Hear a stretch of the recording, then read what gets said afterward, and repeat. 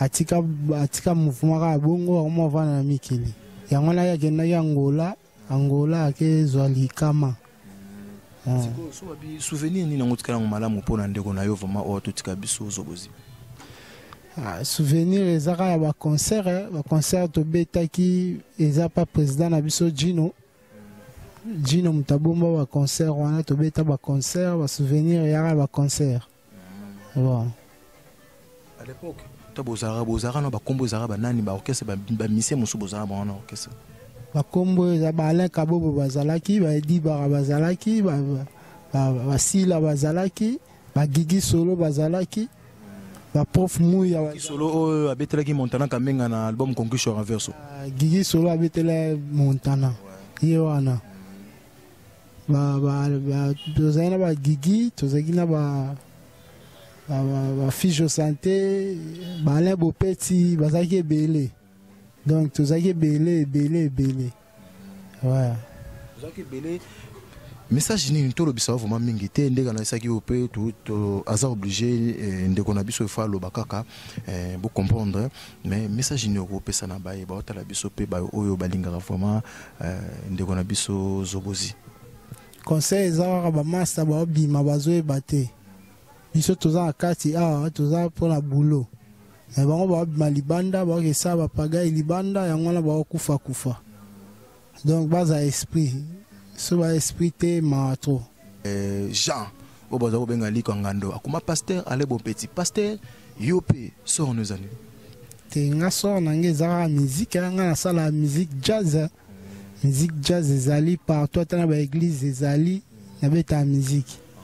na beta musique banini donc na tikate bolingaki mu système ya ko signer trop bozali près na nyonso te biso to signer lo te to beta musique ya nzambe to signer lo côté bango nde bayenda simba yango lo monde mema baona kufa banini biso to signer rien pour la plupart tout le monde boyo to ba kokota maki ko va na parler chaka onde obelaki ipe kuna mba mususu ba pasteur ba mususu kuna ba kufi ba mususu maboma eza nini eza bisimba bango bakende ba place moi mabe bayende ba place mabe yango le monde se retrouver bien te donc biso batu tikali toza batu to esprit biso to beta musique jazz eza musique moko partout ezala na musique na biso ya mokili eza ya nzambe ezali. Merci beaucoup. Tout ce qui est vraiment aux anakimia, mes condoléances lokola ndenge na part ya émission ta lelo na ndenge beaucoup Philippe ami d'enfance na bino. Merci Benza. Merci Nabi pour ça mingi toto la tabino wana ou toto ya melabino wana Igo Batum sika wapi strata musica oyo selon information na yoka ki ezalaki strata musica mezaki strata musica o toto zonga pa Igo Batum wazaki bonko évoluer et sika wapi orchestre liboso ndeko na biso zobozi abwakaka esika bazwaka ye. Encore merci na baitu botala biso ya Willy Motion Kodamboka. Nous vivons l'époque de Moïse Sabiti, donc Moïse Sabiti, un grand merci na baitu botala biso partout dans le monde. Toujours continuer toujours. Merci vraiment.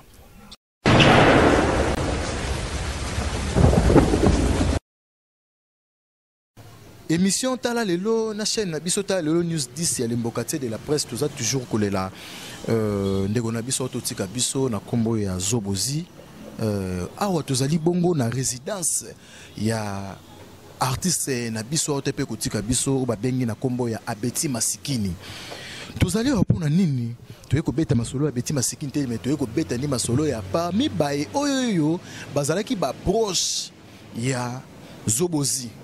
Oh, partout dans le monde avant comme avant yebana partout dans le monde ntende balobaka toujours information fausse on a source nde botalata la tambusi nina dari de wantesa toza bongo na résidence ya Abeti Masikini na ndeko na biso Dumas c'est-à-dire que Dudu Masikini mbote papa ezali émission Tala Lelo mes condoléances ndenge outi ko perdre moto moko na bino azaki pe moko na bino katiali. Ah oui, vraiment, nous avons vraiment touché. Mes condoléances à la famille na EPSK Basile Likambo. Donc vraiment là touché, et puis nous avons informé la Likambo. Vraiment là, nous avons vraiment déçu ma case parce que ça a muto to vanine mingi. Habité vraiment, quels sont les meilleurs souvenirs au Tikani Nango et Pandeko Nabiso Zobozi? Zobozi, en fait, il est en moyen, Nabiso, tout ça, na ndenge ya musique. Pour te rendre orchestre, tout ça, rakala. Comme on a la musique. Président a Rafige santé, c'est quoi dans la Belgique. Moi, Belé, Balin Boupeti, en à Londres. Pasteur, moi, Pasteur Lelo. Bazingulas, Bakabobo, Akepa Kofi, donc il y a moi Eric Lokombe, Lelo, Azan Poma Moutou, il pas Kenda, il pas vu Bozi. Tangayaka, comme on est à Zobozi, il y a Joboke. Joboke. Joboke. Autant aïe, tant tout ça orchestre, tant tout banat, tout ça la problème animateur. Il est tant que petit n'a dans quartier, c'est un ami mais un âge, c'est un petit frère. Tant il y a Ming Azara Kukutoye, Massa Yangiringiri na Bandal. Tant y a tant tout ça l'orchestre na strata musica. Aka na moi logo mobo il a biso ya bato à côté kuna. Il a biso cri ya Lubongi. Criona Lubongi na strata na biso papa o akoli koto o azaki moi lemba à l'époque na sa yebi makambo criona na salara koto. Mais il écrit o Kaluji abaneki déjà ko répéter na yango na wenge musica. BCBG 4x4. Il y a ça là dans répétition, mais biso to bima na yango. To betrandu le monde na bango, biso zanga lever les rideaux na kermesse à palais du peuple. Donc Kaluji faka boka crier na mbala liboso mkolo wana. Na Lubongi. Joboke a matin na podium na biso lever les rideaux, tala les lois. Biso a lever les rideaux. A betango, yes, je me trompe ça. Lubonga côté mama kolela makudile leloto lali wapi antokosuka wapi ma curieusement tanga beta kriwana en concert on a ebisao tango BCBG ko mata Kaluja mata tala biso to sisko musique biso to kitina se mwenge mati biso to tala biso ba petit to kiti to tasko ba vie ba mati. Obi Kaluja mata tala biso na liste moko donc le roi ali biso ACP la kati et puis na jour wala mbala moko a changer crier longo lubonga comme ça ngo yukwete awo boko mamo yukwete yungana koto papa ankolela makudile leloto lali wapi awo mabe kuna mabe vous comprenez aya changer on a yukwete pour Joboke il a biso lubongi. Et puis, il y a un makambo, il y a un orchestre. Il y a un mouvement qui est je te dis, mon frère, à cause de une quarantaine de minutes, tu vas au côté pour te répéter. Donc, il y a un donc il faut le roi Bissot, le roi ambassadeur. Non, papa, bon, les gens vont répéter. Ok. Allez, na dimanche, c'est moi, là, Joboke. Donc, il y a un mouvement. Tara biso salongo ya ngambo kuna de remoke za mo betirima ya eli biso mangamo bo soki tozo bude do to côté libala salongo na kana ba veste botere minga na ko bo minutu bolandika ba poster na yona. Donc comme le roi moi il ko mo bo no kese donc ayaka na mama mangambe bele pena ya bien na strata wana ti ya ko memaye pa mo pa o mokonzi ale kuna ndetanga ke mama tokyo Zobozi mais na musique ité to ka mobu na porte-parole. Mais or que Bissonnet attend tout ça, les amis pour la musique. Dans les billets tant que musicien, animateur. Merci beaucoup vraiment Nandenge au PC vraiment mon détail muke wana to kande to isimno to emel bino dudu masikini to zabongo na résidence ya Betty Masikini sur bypass non le kaka bana lemba ndenge za toujours wana la moni ba Patrick Botalatala la moni ba Roger Ngandu bana salon en tout cas ndenge za toujours mais na habité mot de circonstances no groupe ça par rapport à disparition de on a biso tout ça. En tout cas ndeko nazawa na ibi kuti na programme te fona lukana s'informer les sous près à famille pour famille monsieur Zaï Pembeni a msupe ba en tout cas mes condoléances nous avons vraiment touché donc ici ka libota na ezali mobimba en tout cas nous avons partagé peine dans la bango quoi Donc naza vraiment dans na maloba ku tes ateliers fona benga ba masebele ba fichu donc ba pina donc ba expliquer ngabia parce que jusque là na pina ba information sur vraiment ba information mingi vraiment ba partout dans le monde à travers Tala Lelo News 10 là na partout dans le monde les ana ba ninga musope ba kinda libana bo perdre ba contact na yebi à travers vidéo o ba mona yo pour na ba reçoit sous ba information mususu kaka ndenge yo mutu za na mabele awa soki bembe ko ya ndepe tozaki na famille soki ko ya soki ozande soki ko ya o pesa pe numéro pour pesa pe ba ninga na bino mususu moi ba information ngo ouais pour la baninga baza libanda o bali ba joindre peut-être ngai pour na ba information mususu pour te baneni to go faire ensemble pour ego les gaboité wana c'est moko ya biso. En tout cas numéro est en ma casté 081 49 78 na poto ba 78 253 081 49 78 253. Voilà, là si tu veux s'informer, on va procéder surtout à processus matin. Merci vraiment wana bomona kibino to yambela kibino parmi baye oyoyo baye baki vraiment ndeko na biso ade o babenga na kombo ya Joboke ya kokoma zobozi to komona komona yango na bike to continuer kaka to za kolela na baye bazola pi bokomona ba image nyonso ndenge za to assurer une image na Tala Lelo News 10 encore merci vraiment pe na Didier Phénomène o aza vraiment kolela yemoko vraiment ndeko na biso Joboke na mère leader Bela Dinganga na Jevon Botala Tala merci vraiment.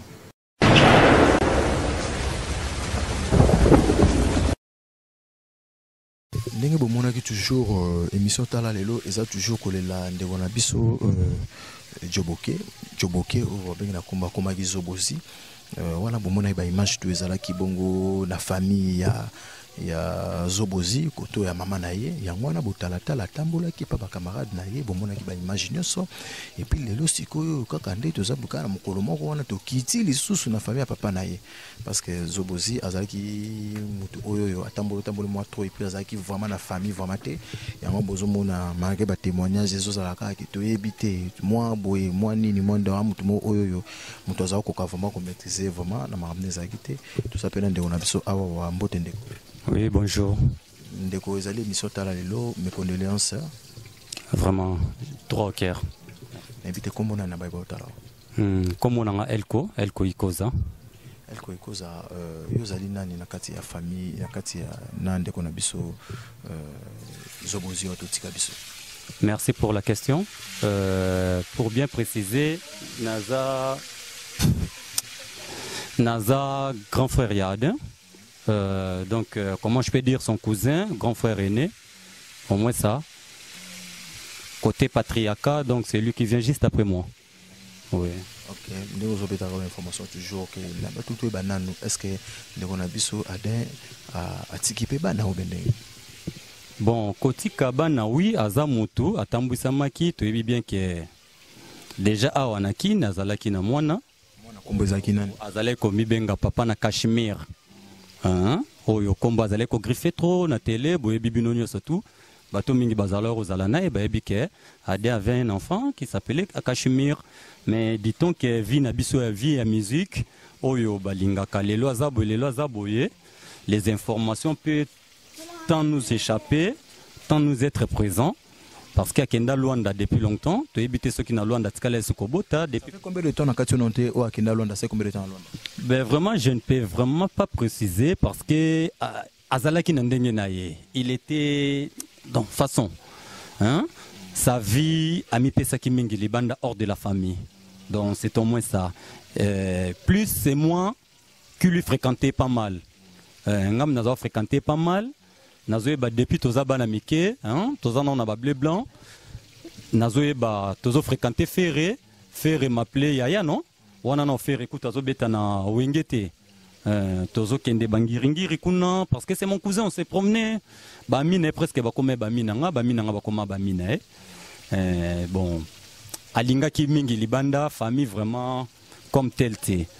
Donc pour n'a pas ça peine précision nombre d'enfants na oyebate wana boti kabiso tant toza famille likambeko libiso brisque personne ne s'y attendait na ka oyo to meka to se renseigner to eba les plus amples informations Alors bébé au baki anda ko ben komi benga tona be mission ko boka mona comme ça ina nambosa Cachemire. bébé Kashmir azaka na Kinshasa ou bien azana yekuna ou bien azana. Vraiment, ça c'est une bonne question et c'est un devoir pour moi tant que son frère.